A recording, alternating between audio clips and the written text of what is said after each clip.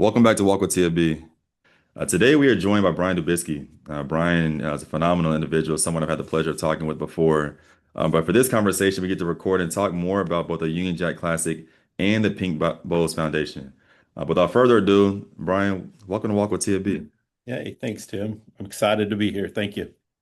Brian, last time we talked was right before CFP. I know both of our teams, didn't neither one of our teams raised a trophy this year, but how are we Wow. feeling? How are we feeling right now? I thought it was a great game. I thought that was a great matchup. I mean, Indiana just finds a way to win, man. I got to give them some credit for that. And I thought the playoffs were really well.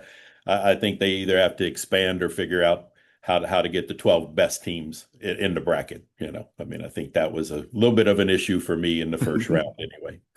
No, I agree. I agree. But for this conversation, obviously recognizing that the 2025-26 season is over, we're now looking ahead to 26-27. And one of the marquee, if not the marquee event this upcoming college football season, will be the Union Jack Classic alongside the Pink Bows Foundation. But before we jump into that, I want to start segment one with learning more about who you are, right? You've done obviously some interviews, press releases, etc. But I think your story helps to provide some influence and context in regards to how this all came to be. So Brian, I don't know, take the next few minutes and tell us more about who you are and your story. Well, give the Reader's Digest version is I'm an ex-college athlete, so played football at Texas Tech. I'm a huge, college football fan. I believe it's the best American sport that there is in way of just the culture, the excitement, the fan bases, and so I'm an avid fan. And then professional life. Had a little bit of a retail automotive part of my life, but for the better part of my career, I've been a partner in a marketing agency called Rhino Marketing. Uh, really a full agency from placing media to digital media to production, and then we work a lot in sports related fields. So we've done a lot of work with the NFL games over in London. My partner specifically in Rhino, who is also helping me here on the Union Jack Classic side, is has been with them since those games started when they were preseason games, right, over at Wembley, and now they've grown, from Wembley where the Jags still play, the Jaguars, but into Tottenham, and now, the NFL has made a huge footprint across Europe, and then to kind of tie in the foundation side, Pink Bows Foundation.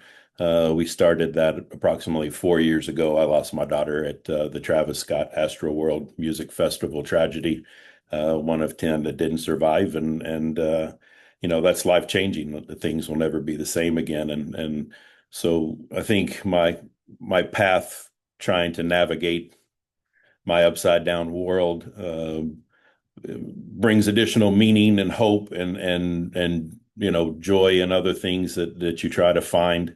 And so I guess my story kind of intertwines of the ability to really show the world what Ping Bo's Foundation is about, and be able to integrate it into a sporting event, which is a pretty cool dynamic, especially when it's on a global stage.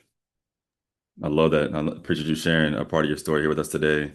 Before we move forward, you mentioned Tech. Shout out to Lubbock and the Red Raiders. How did Tech become the school that you chose? What was it?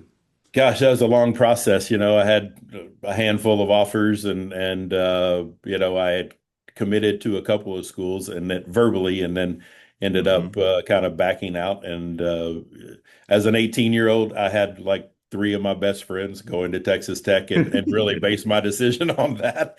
Of course, by the time I got to Tech, the coach that I originally had planned to play under had left and gone to the University of Texas. So, I walked in my first year in West Texas into a situation with a coach I didn't even know, uh, by the name of Spike Dykes. His son, Sonny Dykes, of course, is the head coach of Oh. TCU now. But, that's kind of the quick story of how I chose to go there. I love it. Segment two, here to talk about the football and the foundation. And so again, the Union Jack Classic, by this point, many people have heard, right? First college football game in London, at historic Wembley Stadium. Yeah. And several podcast interviews I've listened to you do before, right? You mentioned like this is the right time to do so. Can you share with us, why is it now to host this game over in London? Well, I think first, we talk a lot about just culture, right? And I think that in a world that is pretty polarized today, I think that there are probably two things that transcend populations, and that's music and sport that bring us all together, right? And the game is growing, just like European sports have grown more popular in the States from EPL, La Liga, and Formula One motorsport, right? They've done a great job of kind of educating the states and building fan bases. And the NFL has done an amazing job, for decades now, in London specific, and then increasing that footprint across Europe. So, I think there's an appetite for American sports. The viewership continues to increase in college football. And there was just the opportunity to grow the sport and something that we personally love, right? Our group is all ex-athletes, Division I ex-athletes, and so we love college football and sharing it with the world. The stage was ready for it. Media is ready for it. There's an appetite for it as a fan base, both here and abroad. So, it was just the timing was right. We kept questioning ourselves of why it hadn't been done. Yep. Uh, in the back of your mind, you sit here and go, this should have already happened. And so we finally just made a commitment to do it. And again, I think part of my rationale was it's not only an opportunity to share a game that I love, that I believe has a very similar fan base to what I would call European football, in that there's just passion and there's tribalism, and you have multi generations of fan bases that actually attended that university, that live and die by winning and losing, right, in their sport. And so I believe there's just a lot of similarities in that fashion, and our goal was to share with the world by picking up that experience, so to speak, in the States and literally putting it in London. And when I say that, I really am talking more about the pageantry, the marching bands, Absolutely. the Yes. cheerleaders, the tailgating, right? Things like that are a little bit of an Americana side, to kind of share with the rest of the world. I love this. And of course, there's two Big 12 teams playing, which we'll dive into the Big 12 conference in a second. When I think about other sports like women's basketball, they had the first international game over in Paris, right? Mhm. Other sports that played first games in Mexico or even basketball tournaments, right, in Atlantis. Like what about London, sold the deal? Because the NFL, they played in London, they played in Germany. Like what was it Right. about London and Wembley that they say, you know what, this is the spot? Gosh, I mean, London is an iconic city, right? One of the most iconic cities in the world. And then Wembley Stadium, listen, national stadium, one of the most iconic stadiums in the world as well. Every big entertainer from, a Mick Jagger and the Rolling Stones to, Harry Styles is playing there soon, So, when you take that dynamic of the generations, again, of fan bases that, you know, great grandfathers, grandfathers, grandmothers, mothers, kids. I mean, everyone's been there, and the teams were super excited that we chose Wembley Stadium because it's iconic to them as well. And every time I walk in, I still am in awe and get goosebumps just looking around, going, "Wow!" I mean, it's just one of those stadiums that has that sort of vibe to it, and that pageantry wrapped around it. I love it. Big 12. You're a Big 12 guy. Was Texas Tech in the Big 12 when you were competing? We were actually the Southwest Conference. I'm dating Um, myself, so don't tell anyone I that. want to know about that. But the Big 12 conference has been, obviously, Commissioner Yormark has been very visionary in the sense of he mentioned Big 12 Mexico, and obviously some things happened there. They said, no problem. We'll still compete in Mexico. We're also going to take our college football game global. Can you talk more about the Big 12 conference, both as an alum yourself, but also working as a chairman and CEO of the Union Jack Classic, and how the Big 12 conference has positioned himself to really be the global leader in advancing sport worldwide, college sport worldwide? Sure. You know, the you have now four power conferences, right? And who knows Yep. how long that's going to last. They may become two superpower conferences. We don't Hmm. know what's going to happen in the future. And so when you start looking at how these conferences continually become realigned. Uh, I think Brett's vision, which is a great one in my opinion, is to let's find a path and let's go lead it and be the pioneer of it. And for him, one of them was this global footprint. First off, applicants and students are now traveling abroad on both sides to get education, to get that cultural experience. And now sport is following that. And look, there's a bigger vision here to not just share globally, but increase enrollments in universities, recruit other athletes from abroad, right? There's now kind of a pipeline coming over. The NFL has an academy over in the UK, and began even recruiting some of those players and students at both universities. And Brett's I think doing something great, right? He's a trailblazer. He understands the Big 12 also is competing against the SEC and the Big Ten Hmm. and the ACC. How do you do that? You go plant your flag and say we're going to be the global brand. And so, of course, he had two teams play this past year in Ireland, and that game's been a great game. And then next year, TCU, or this year actually in 26, right? TCU is actually also playing over in Ireland a few weeks before our game in London with two Big 12 teams. So when you start scoping that in a way of growth and opportunity. There's international media rights now, in the future, probably going to be wrapped around some of these television contracts, and that's what's driving revenue for everything from the NFL to these college conferences.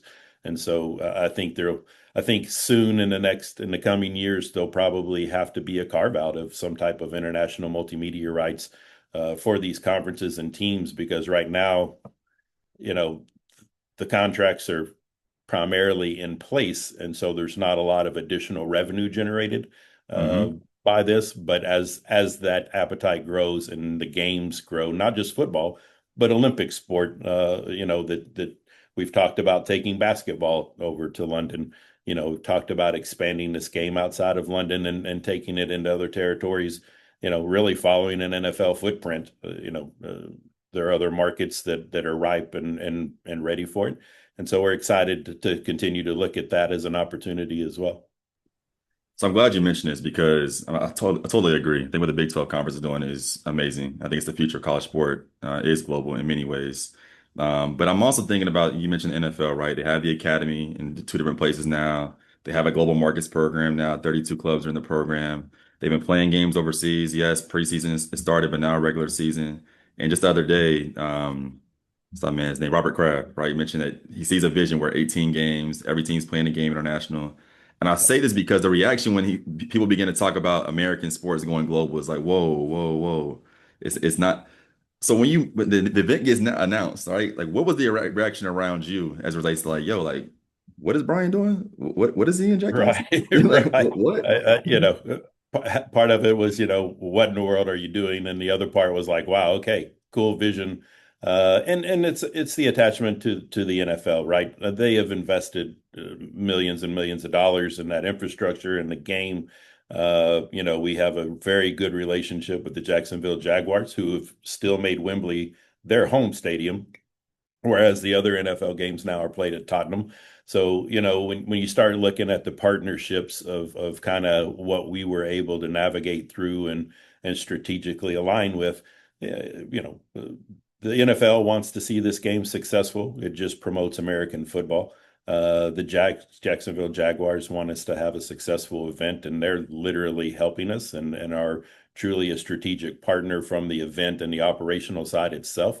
We meet with them often, and we lean on them a lot to learn and educate ourselves even more of how to make it a seamless, wonderful event for the teams and the public.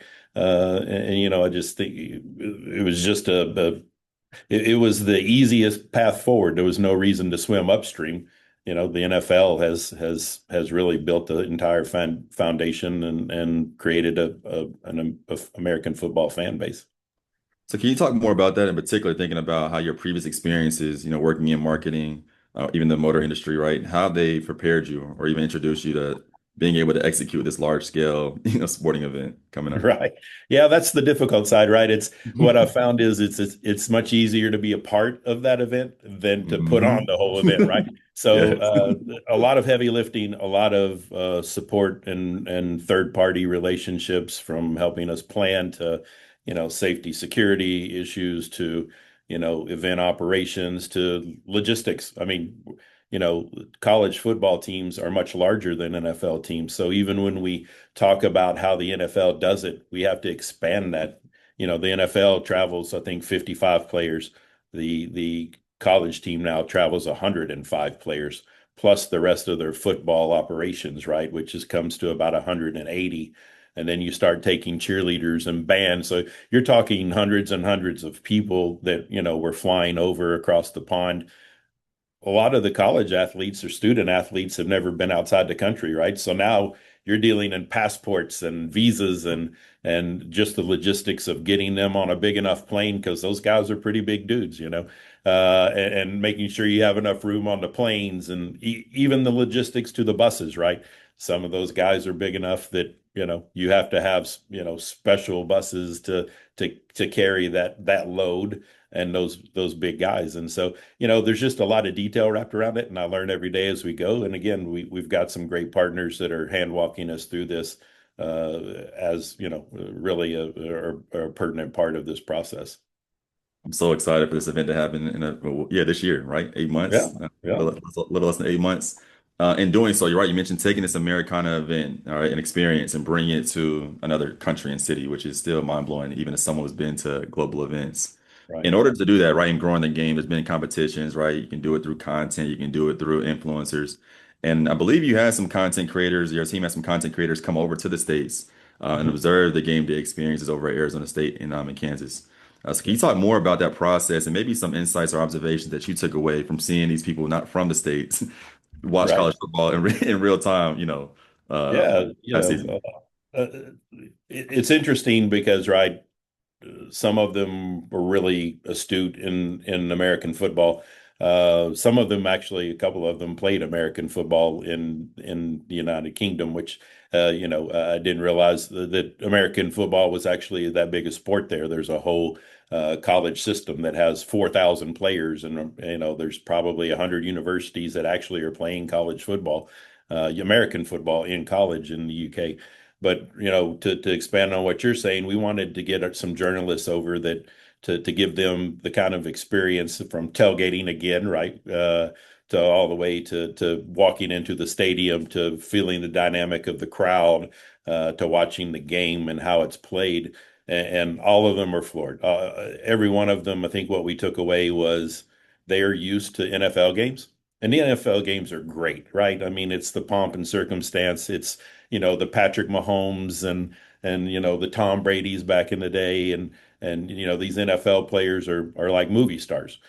But you go into a crowd at Wembley Stadium or Tottenham and you see 32 different jerseys, right? You have basically an NFL fan, but maybe not exactly a fan of the team itself. But the games all sell out so quickly, and it's hard to get tickets to any of them still today. So that kind of leads to there's an appetite for the sport, right? And so what we did is try to educate them on, you may be a fan of the Dallas Cowboys, but there's a pretty good chance you didn't play for the Dallas Cowboys, right? And I think that's the dynamic of college football, where we go back again and you look at kind of the ancestry of how college football works and the passion. Like, I didn't end up going to school where my parents went to university, but a lot of that does happen, right? Where, oh, my grandfather and mother, and now I go there and it's third generation fan of one college because we've all gone to uni there. And there's a bigger spirit and passion because you went to university there. And so you are pulling for your team. And I think what the journalists found is the crowd was raucous. And, you get to that student section and you've got 12, 15,000, students that are just, nonstop standing and so loud. And I think the stadium dynamic of that is kind of what they realized. And then watching the game and how it's played, and just again, the tribalism and the spirit around the game, I think, again, correlated to them a lot around European soccer, of just that fan base. And when your team loses, you take it personally, right? In Yes. in the collegiate system. And although that could be a little bit the same in the NFL, there's just a different level of commitment there from a fan Sure. base, because you're either attending school there or attended school there, a lot of times. And so it's a personal deal to you. I love that. And obviously, their experience over in the States can help to influence and get people to buy tickets, while the game is in London. Yeah. On the flip side, right, we have to do this responsibly as it relates to bringing something that's American over to a different, environment and setting. So, what were some of the, I don't know, moments when you're going through this process of even vetting London and England and Wembley, right? Or just vetting, what this could look like in a different country? Like, what were some of the experiences or insights that you took away from learning more about culture over there and how we might take college football to this space in a way that's responsible? I think that's a great question. I think the first thing we looked at is is how do we give a cultural experience to the student athletes here, right? While maintaining the integrity of the game and also realizing we're taking a game out of market. There's a lot of pushback from that on the domestic side, like you're taking a game away from us.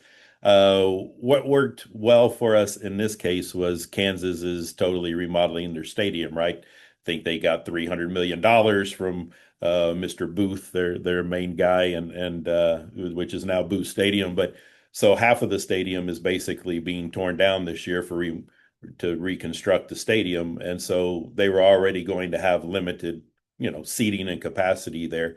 So that kind of fell into place because it made sense for them to really move a game.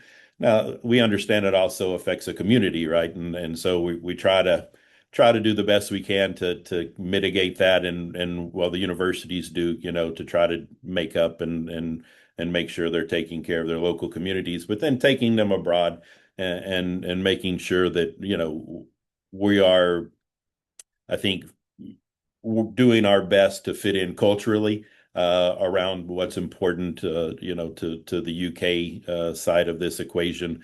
And a lot of that, I think, is being socially responsible to the community and giving back, supporting different initiatives. How do we grow college American football or just American football over there? And what's really interesting now is that since flag football will be an Olympic sport, that has just taken off, right? And so, we've put a lot of money.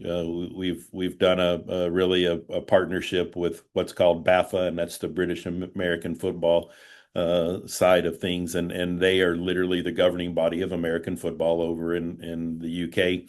And so they have a lot of flag football initiatives from kids to five to female flag football all the way up to what is sort of their post college football leagues, and so we are financially giving them some support so that not only they can expand their leagues, but another big part of that was how do we bring the Big 12 over and them get involved in helping us put on officiating clinics and coaching clinics and things like that are really important to them from the top down to help their teams in a way that they normally wouldn't get. And so we're doing a lot of that and a lot of community work within that organization, and we'll do some other community activities to really give back and make the experience, and be committed to being socially responsible in a market we're coming into.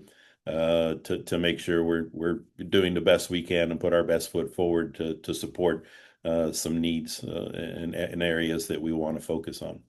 I love that so much, man. I really do. Yeah. Especially as someone who studies internationalization in sport, recognizing you mentioned before, right? Not just a social responsibility piece, but the impact on student enrollment is going to Sure. be insane. Yeah. Visibility, market, like it's alumni engagement, right? It's wide Right. open. I think the Yeah. opportunities that global sport can provide. Yeah. And as someone who studies this work, I get excited, but I'm also a fan of a lot of different sports. And I've been to Paris to watch South Carolina play. I've been to NFL London games. I was at the Right. NFL Madrid game. And at every single one of these games, Brian, I'm like, someone did not think about logistics. Whether that's we ran out of beer in Paris, right? Right. Whether the ticket situation, like who's scanning ticket, like Right. someone's not thinking about logistics, which honestly can create a safety concern for all people involved. And again, I've been to a lot of sporting events. So I'd love to pivot this conversation and talk more about the foundation and more specifically the show stop procedure. Because Yeah. what you're doing with that work is not just going to benefit this game, but quite honestly, is going to change how we host global events, even thinking about mega events in the United States and abroad over the next decades to come. Sure. No, I appreciate that. The event, the foundation obviously is a personal thing to me, in honoring my daughter. And so there's a lot of drive and push there every day, just on my own personal behalf for her, right? But essentially, we kind of we went out in the world and looked for what we considered to be a couple of the top crowd safety, call them experts, but uh, just the two people that understood the challenges and the obstacles of kind of live events, big live events, and how do we make them safer and how do we make them better? And the first, what I would call spoke in the wheel that we set up training for was a show stop procedure training. What you'll find is people have to have a license to and be trained to drive a forklift. People have to be trained and certified to put up lighting and staging, but there's no one trained or certified that has the authority really to stop a live event when it's emergency related and when seconds and minutes count and we feel like that very strongly that had this training been around, maybe it would have changed the dynamic of what happened with my daughter and the tragedy that took other lives at Astroworld. But we put together a curriculum and a training with Steve Allen and Dr. Mark Hamilton, and got it certified as an accredited training, an accredited course through the International Institute of Risk and Safety Management. And then, we got a lot of global organizations that have kind of come to support us, from Event Safety Alliance here in the States to Event Safety Alliance Canada to the United Kingdom Crowd Management Association to, list could go on and on forever. And they've kind of thrown all their support and behind us because what we've created is not only an accredited course, so now you're certifying someone who at least has the knowledge to know how to work with all the different teams within a big live event to communicate, plan properly. Planning is a big part of it. And then who ultimately is in charge of making a decision, right? And so what we're looking on doing is standardizing that process. So everyone operates from the same page. And, we've done a lot of, large festival training. We actually trained Wembley in December, ironically enough. So we've done training with the Metropolitan Police over in the UK. We've trained venues, and then which brings us back to the stateside is we have a thing called the World Cup coming, and you're talking about huge crowds, raucous fans, passionate fan bases, different countries in and out of these stadiums and their teams, and so there is a lot there because that is a crowd, right, that is super super just intense and so, we've done some training even with the FIFA security side to try to, help them and guide them a bit. But it's interesting because, we're very proud of the work we're doing, and we feel like we're changing sort of how the industry works, in just by way of putting a microscope on it so that everyone now, I think, is more aware of it in general. And then the opportunity that everyone's really opened their arms and taken it on. And I think there's pretty much a consensus that agrees that there may have been policies in place, but they're also different depending which promoter it is and what venue you're in. And then, of course, you have, teams or artists themselves that have a team around them that may go, I'm going to make that decision to stop a show. And so, there's a lot that I think is cross-pollinated. And I think that's where, at some point, this training comes into place to tie all those pieces together. So there's no question marks when you walk into a live event.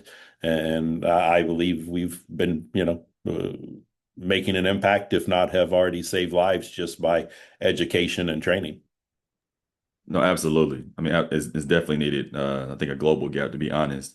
And as you sat in some of those trainings and led some of those trainings, even possibly, what are some of the questions and or some of the I guess reactions you have from people in those trainings as it relates to like, I haven't thought about it, or maybe we could do this a little bit better. Like, what are some of those aha moments, if you will, that you've seen up close? I think it's ultimately who's in charge, right? So I mean, you take a live event, you've got the local government, you've got police, fire, you've got, city and county EMS, you've got then the venue. So who's ultimately responsible for the event? The venue, but then who's responsible for keeping it safe? The other parties outside of it. And then you've got the promoter. So you've got a Live Nation or CAA or, AG. And then you've got essentially your artists themselves or your bands, and they've got a staff and team that think, they should be in control of if you're stopping a show or you're not. And the instance that happened with our tragedy was crowd crush, right? But the training on this goes a lot deeper. It's how to manage crowds, how to look at things and figure out when there's a problem and how to know when it becomes, uh, escalated to a different level. There's terrorism, there's fire, there's weather, there's so all these things are wrapped into the training. And I think what you get out of it is what I feel like everyone finally realizes is that all the parties have to have planning and communicate beforehand so that there's no question, unturned and no rock not turned over that goes, Tim, you're the one who's in control to stop the show. You're going to be communicating and being the glue of all these parties. And if you say we stop a show, we stop a show. It doesn't matter if this person doesn't want to stop it or this group says, oh, well, let's ride it out a little longer. You're the decision maker. And when you say stop the show, then we get with the artist management and the venue and we stop the show, right? So I think there's just the coordination of it is a big part, and it seems like that's pretty would be pretty common sense in a way. But when you're dealing with half a dozen or 10 different parties that are all involved on some level, someone has to be the ultimate decision maker. And I think that's what we're trying to do is pull all that together, standardize it, the processes and the decision maker, and then having them test out to become certified. And we, there is a test at the end of our training that you have to qualify for, that Dr. Mark Hamilton gives the test, and it's a written test. It's not like a multiple choice, and Mm-hmm. he literally takes the tests and reviews them and decides if it's a pass or a fail. And when you pass, you become a certified in the show stop training process, which now is a big deal. There's a lot of things that can happen, and all we can do is mitigate the best we can. Of course. Things eventually are going to happen, and sometimes you can't mitigate against even human behavior or outside things that but you can be prepared for them, and that in itself is certainly a positive step forward to keep this kind of thing from happening again. I appreciate that. And to be clear, so someone that who's show stop certified can like from let's say from Cincinnati, Ohio, that's where I'm from, can like be asked potentially to like go be the show stop point of contact over an event in like I don't know Germany. Well, they Right? Is could, that sure. possible? I Oh, it's mean, a thing. that's up to them. They Uh, have, because it's an accredited course and they're wow. certified, so they could use that to do something like that. But you could also do this in front of in each venue, right? Or Mm, a Live Nation could take a handful of their people that are travel with the festivals to go through the training and become got it. certified. We're talking with them. We've talked to other big groups, and again, we've trained some of the largest music festivals in the world now that bring our team out, and we educate and train their entire staff. That doesn't mean all of them become certified, but more than likely there's two or three that take the test and become Mhm. certified. But the rest of the group gets educated and trained. Absolutely. That's part of it too. I mean, having one person that has all the knowledge isn't necessarily the best step forward either. So, I think there's a hybrid there that works very well. It's amazing. Because I believe you mentioned that alumni bases, right? Both Arizona State and Kansas, large alumni bases. I believe you said you're expecting about 30,000 from each camp Well, making we'd their we'd like, way. I think 30,000 would probably be a combination. I think we're we're Amazing. we're looking at each one of them traveling 10,000 at least, and I believe, we're kind of basing that off the Ireland game. Sure. Ireland, I think, had 25 to 30,000 alumni total come from both schools in last year's game, and so just kind of looking at that data that we can tap into from previous games and years, and the colleges we have, right? Kansas has been playing football for over 100 years. Yeah. I mean, that's a long time in the United States. Hmm. And then, you have Arizona State, who has one of the biggest alumni bases there is. I mean, if you take their current enrollment, physical and online, and again, there's a lot of online enrollment now, right? So how does that factor in with, being a diehard spirited alumni? We'll find out, but I think they have about 160,000 students enrolled right now if you take their physical campuses and the online side. And then they actually are open a physical campus in London in conjunction with a partner at King's College. So they're What? actually building a physical facility. Yeah. Arizona So, State. yeah. Yeah. Wow. Yeah, so it was a great fit for them as well. This game made sense, and you asked a question earlier. We came up with these two teams because they bought into the vision, and it made Absolutely. sense for them on both sides, and that's what we needed to get year one, and now we have teams from I know. I already know. every conference calling, and there's a big appetite for it. It just took us getting the first really two teams, and the Big 12 helped us with that enormously in scheduling and communications with their teams. And of Yep. course, Brett wants to lead the charge, and so that didn't hurt when he stood up at the podium at media day last year and said, "We're going global." And then so that was I think the final stake where we were like, "Okay, we're really doing this." So yeah, it was exciting. I love this. As we begin to close out here, can we get confirmation that there will be tailgating in London? There will be tailgating in London. Absolutely. That's one of our biggest, events that we're looking at is where to have it. Yep. Having it multiple places. Both schools are coming. Where are we setting them up? Or tailgating out at Wembley, of course, is going to be a big one. So we will be having tailgating, obviously, game day. And we're again marching bands, cheerleaders. We Yep. plan on making a spectacle of it. So we're excited about it.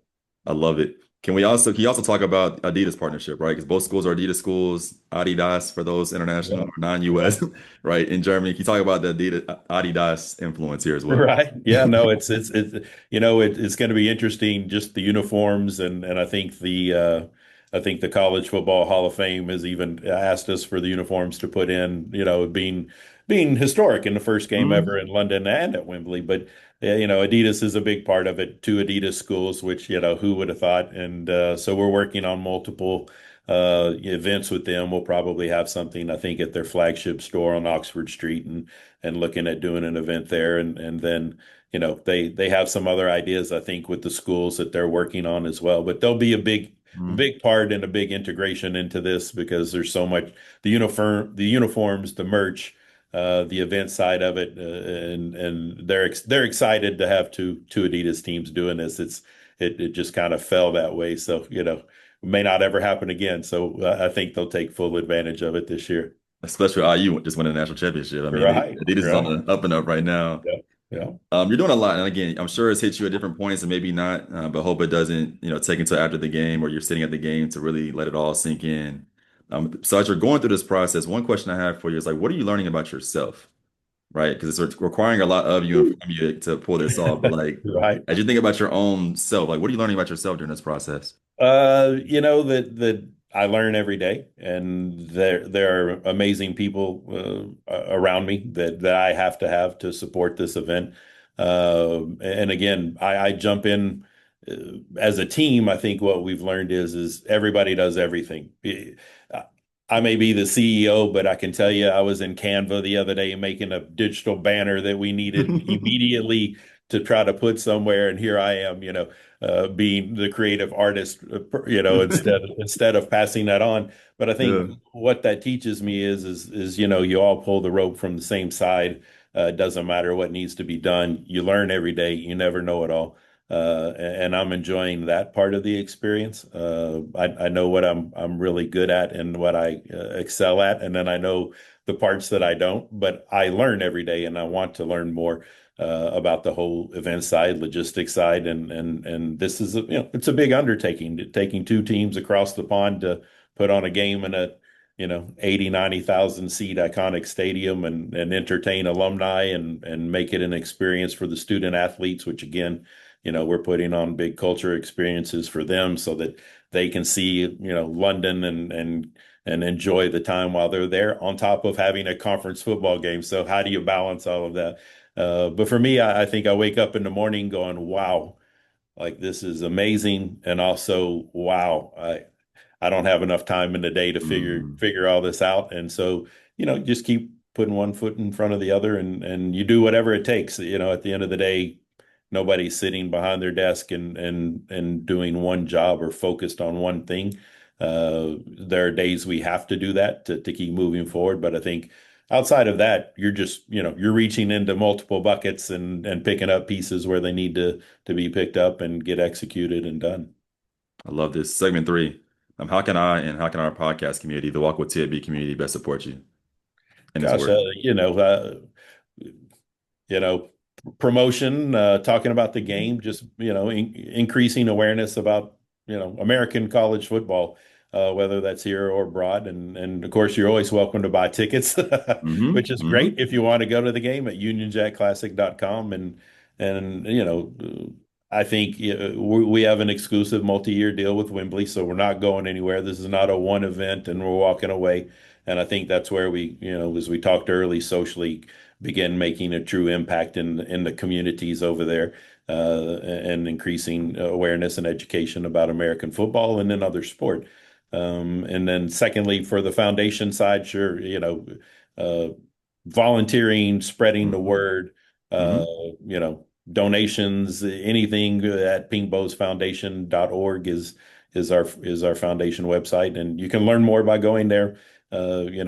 Your time and effort and voice are just as valuable as a dollar to us, right? So I think when the community understands what we're doing and that we're really providing the infrastructure on the backside to make sure you're at an event and you go home safe, I think voices are just as important as time and money on that, because it's an expectation every attendee at any live event should have that really probably wasn't there a lot, before in its own way. Not saying it wasn't there, but now there's a focus on it, and we'll continue to do other things in this crowd safety arena too, past the show stop procedure, where we're looking for, to increase our trainings and gaps and obstacles where they're needed in that space that we can help in. So, I think from that side, just uh, someone who's attending a live event knowing what's going on and not demanding necessarily, but sort of positioning it with a voice of, hey, this should all be aligned and we should all be protected and safe when you go to a live event, because that's what you walk in with an expectation of. It shouldn't be, are you wondering if you're safe? It should be, I'm going to this event and I feel comfortable with it because, you know, there's training and processes in place. I love it. I love it so much. Well, Brian, there's going to be tens of thousands of people in Wembley Stadium and definitely more even outside of it, whether it be tailgating or watching the game on TV. Yeah.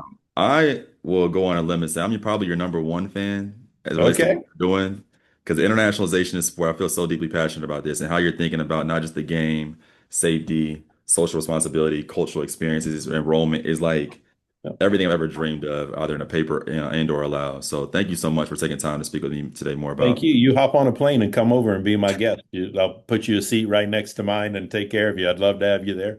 Hey, So yeah, God let's bless you, talk Brian. about that. You may have to skip out on work and school for a bit for 3 or 4 days to get there and back. But yeah, I'd I'm love planning to on have being you. there, brother. I'm planning on being there. I appreciate you, man. For everyone else, Sure. thank you again for tuning in to another episode of Walk with TFB. Make sure you buy your tickets to Union Jack Classic. They're available at unionjackclassic.com. Be sure to also check out the Pink Bows Foundation. That's pinkbowsfoundation.org. Again, both of which will be in the description of our podcast episode. But as you heard from Brian himself, right, the future of college sport is global. Union Jack Classic will definitely be part of leading that forward, but we will as well, walking with him. But as always, until then, keep walking.